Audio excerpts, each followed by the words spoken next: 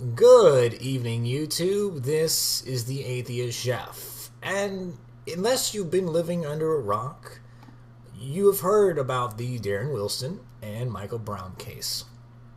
Now, not only am I going to throw in my 2 cents on this, but I'm going to use some elements of the case that actually have a connection, well, with the reason why I'm making this video to begin with. And it probably won't take you long to figure out what that point is, but let's go on. So in case you don't know much of what really happened, I'm going to give a real brief synopsis of the story, and we're going to go from there. Not too long ago, Dorian Johnson and Michael Brown entered into a gas station and stole some cigarillos. The gas station owner reported this to the police, and the police, put it out on the officers, and Darren Wilson was one of the nearest people on the scene. Now, we're not sure if he was actually heading toward the scene or was just in the general area, but he, eventually came across 2 guys he described. One was Michael Brown and Dorian Johnson, but he wasn't aware of who they were when he saw them. He noticed, however, that they were walking down the middle of the road, and he noticed that they were blocking traffic and cars were actually having to stop and then go around them, so he tells them to pull off on the side of the road.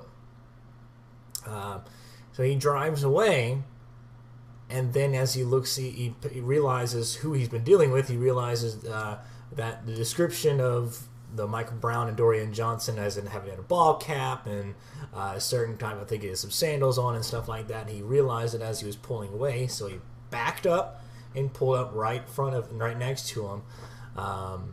And at this point, there was words exchanged. Actually, I believe some say that the car door hit the 2 as he opened it up, or that Michael Brown pushed him back, and that's whatever. But he was this far away from him. He pulled right next to him, just right there. So as the cop is opening the door, Michael Brown, or whatever, the door ends up being closed. Michael Brown and Darren Wilson begin to they're kind of grabbing each other, pulling each other through the window, and they're kind of fighting there. Michael Brown throws a few punches at Darren Wilson, and there was shots fired from inside the vehicle. Michael Brown and Dorian Johnson began to run away. Dorian Johnson kind of went around to some other vehicles, and Michael Brown just went straight down the road. A few seconds later, Darren Wilson hops out of his vehicle, draws out his gun, and he says that he told Michael Brown to stop, in which he didn't at first. He fired a few rounds at Michael Brown. Michael Brown stops and turns around. And then a few seconds later, maybe 20 seconds later or so, Officer Wilson fires again, eventually killing Michael Brown. Now, I'm leaving out a lot of details because I want to cover those. This is just the really brief synopsis of what was happening. So why are we talking about this? Well, one of the biggest reasons why Darren Wilson was not indicted for this was because of the contradictory eyewitness testimony between about the 20-25 people that they've actually gathered. They had compiled all of the testimonies from all the people, and they came across with just so many contradictory statements that I don't think the jury had any option but to say that he was not guilty. So let me go over a few of these. Now, with these findings, you'll see that some people responded yes, no, and some didn't respond at all because maybe they didn't see the whole thing, or they couldn't tell from everything, they just heard shots, etc. They were helping piece together certain bits of it, so you may see some different numbers. So the first question was, did Michael Brown have a tussle with Darren Wilson? This is referring to while they were in the car, if they were actually kind of fighting over a gun as part of the story. 10 people said yes, 3 people said no, and of course the rest didn't see, out of the about 25. Was Michael Brown running away when Darren Wilson was firing? 16 people said yes, 4 people said no. Did Michael Brown put his hands to his waist? Now, there was some talk that he might have been trying to fix his belt buckle or kind of fix up his pants, or one person said that he might have got shot in the stomach. So 4 said yes, 2 said no. Did Michael Brown face Darren Wilson when fired upon? This was, of course, saying that when Michael Brown had turned around, it said Michael Brown had run away, and they turned to face him. This 15 people said yes, 2 said no. Did Michael Brown charge Officer Wilson? 7 said yes, 5 said no. Was Michael Brown's hands up when he was fired upon? 16 said yes, 2 said no. Was Michael Brown kneeling when fired upon? 15 said yes, 2 said no. Did Darren Wilson fire at Michael Brown while he was down? 5 said yes, 7 said no. How many shots were fired overall? It was kind of a mixture for all of them, but many of them ranged between 3 and 11, and there was not a solid answer where one had more than the other. 3, 7, 8, 10, 12. There was no rhyme or reason to the pattern. On top of that, we also had some really weird eyewitness reports that just didn't add up at all. For example, two of the witnesses said that Michael Brown fired a taser round at Michael Brown and missed. Darren Wilson said he never fired a taser, and nor was he actually equipped with one, and they didn't actually find any taser on Darren Wilson, and he admits that he doesn't carry one because the force only has so many. 2 reports of after the tussle with Darren Wilson and Michael Brown in the car, that they heard something metal hit the ground. And they both actually thought they might have been a gun or something, but no gun was found. One person said that Michael Brown was shot in the back of the leg. Autopsy reports saying that there was no shot in the back of the leg. Michael Brown was not shot in the back at any point. He was actually only shot from the front. One witness reported that he was actually shot in the stomach, which would explain why he brought his hands to his waist side, which a lot of people saw him do.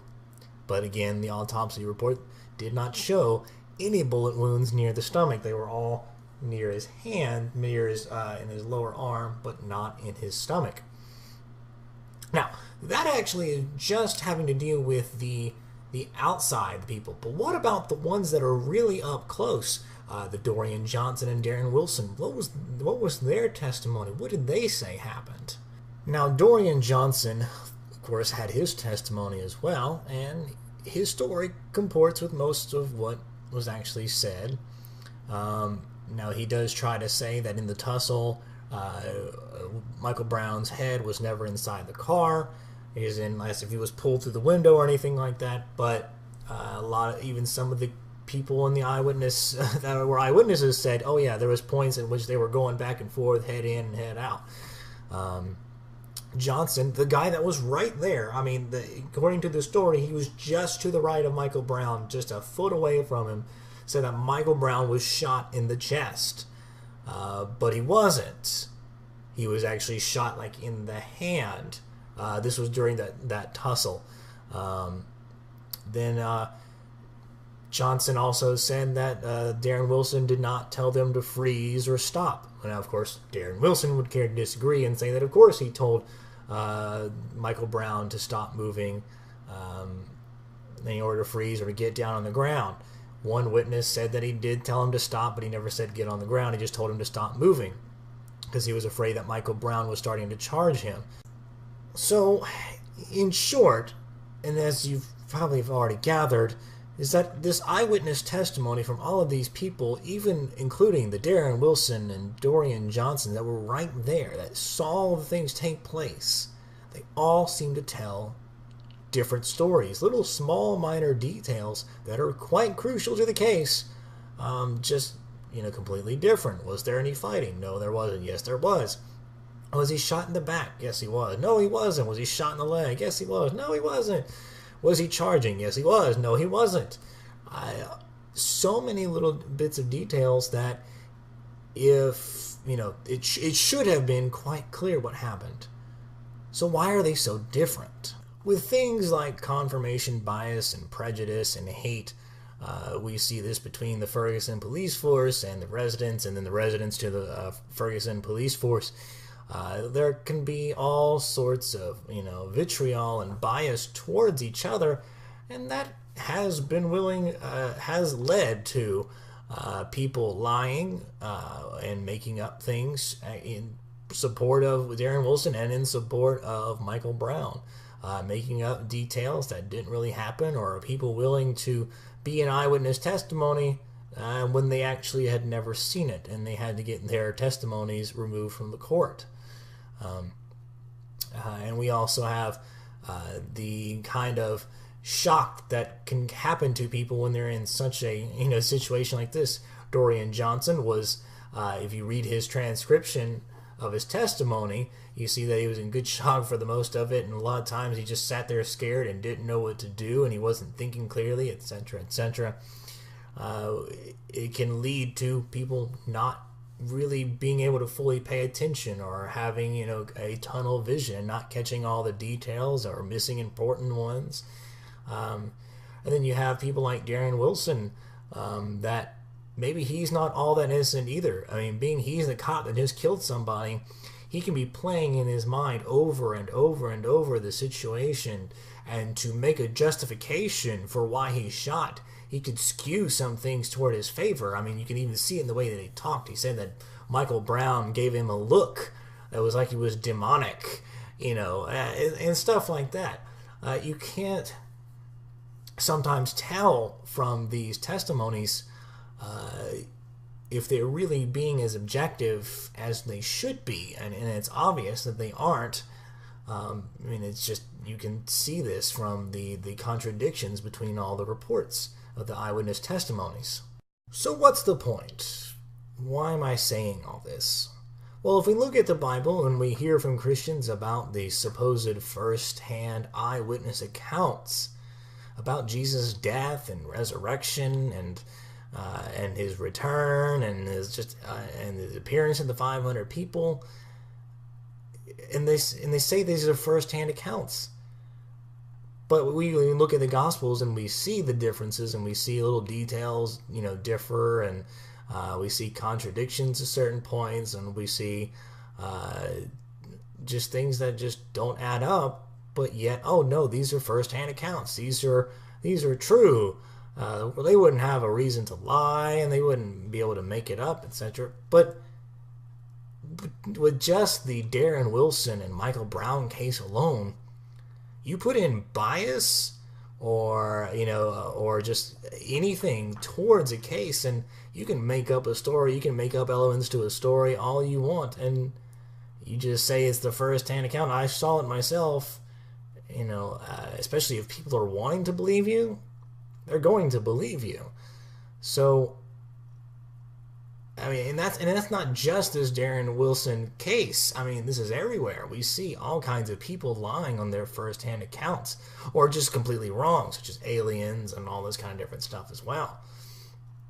But this is just another one of those reminders to you Christians out there that think that just because someone said that they saw it, someone said that they saw Jesus, someone said they saw this, oh, of course they had to believe this, they had to believe this, they wouldn't do this, if they didn't see it themselves. That's not necessarily the case. These people in Ferguson, they're going out and rioting for what they believe, that Michael Brown was wrongfully killed. They are willing to fight up against the police. They're doing all of these things in the name of defending Michael Brown. So, Christians, you're going to have to do more than just tell me that you had first-hand eyewitness accounts that, why would they lie, or how could they have possibly lied? Well, it's very obvious why they could have lied, because they had a narrative that they were trying to sell. Now, what you need, something empirical, something substantial, something that I could be justified in believing in. Until then, your work's not done. This is the Atheist Chef signing off. Peace. Good evening, YouTube. This is the Atheist Chef. And unless you've been living under a rock, you have heard about the Darren Wilson and Michael Brown case. Now, not only am I going to throw in my 2 cents on this, but I'm going to use some elements of the case that actually have a connection, well, with the... but he wasn't aware of who they were when he saw them. He noticed, however, that they were walking down the middle of the road, and he noticed that they were blocking traffic and cars were actually having to stop and then go around them, so he tells them to pull off on the side of the road. So he drives away, and then as he looks, he realizes who he's been dealing with. He realizes the station owner reported this to the police, and the police, put it out on the officers, and Darren Wilson was one of the nearest people on the scene. Now, we're not sure if he was actually heading toward the scene or was just in the general area, but he, eventually came across 2 guys he described. One was Michael Brown and Dorian Johnson. The reason why I'm making this video to begin with, and it probably won't take you long to figure out what that point is, but let's go on. So in case you don't know much of what really happened, I'm going to give a real brief synopsis of the story, and we're going to go from there. Not too long ago, Dorian Johnson and Michael Brown entered into a gas station and stole some cigarillos. The description of the Michael Brown and Dorian Johnson as in having a ball cap and a certain type, I think he had some sandals on and stuff like that. He realized it as he was pulling away, so he backed up and pulled up right next to him. And at this point, there was words exchanged. Actually, I believe some say that the car door hit the 2 as he opened it up, or that